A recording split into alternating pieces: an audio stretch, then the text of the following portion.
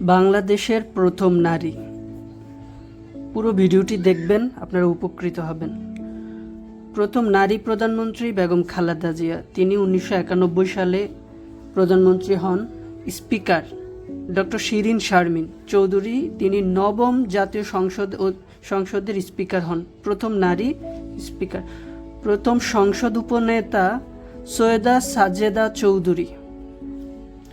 ঢাকা বিশ্ববিদ্যালয়ের প্রথম নারী ছাত্রী হচ্ছে নীলা নাগ, এটা এসেছে। বীর প্রতীক, দুইজন নারী বীর প্রতীকের মধ্যে সিতারা বেগম হচ্ছেন প্রথম। ভাস্কর, প্রথম নারী ভাস্কর হচ্ছেন নভেরা আহমেদ। নভেরা আহমেদকে আধুনিক ভাস্কর্য শিল্পের অগ্রদূত বলা হয় বাংলাদেশের। উপদেষ্টা, প্রথম নারী উপদেষ্টা হচ্ছে ডক্টর নাজমা চৌধুরী, 1996 সালে তত্ত্বাবধায়ক সরকারের সময়। রাষ্ট্রদূত, প্রথম নারী রাষ্ট্রদূত হচ্ছে মাহমুদা হক চৌধুরী, ভুটানের। পাইলট, প্রথম পাইলট হচ্ছে কানজি ফাতেমা রোকসানা। বাংলা সিনেমার অভিনেত্রী, প্রথম অভিনেত্রী হচ্ছে পূর্ণিমা সেনগুপ্তা।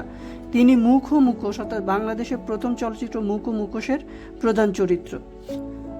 বিচারপতি, বাংলাদেশের প্রথম নারী বিচারপতি হন নাজমুন আরা সুলতানা।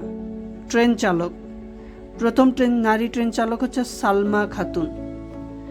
জাতীয় অধ্যাপক, প্রথম নারী জাতীয় অধ্যাপক হচ্ছে ডক্টর সুফিয়া আহমেদ, 1994 সালে তিনি জাতীয় অধ্যাপক হন।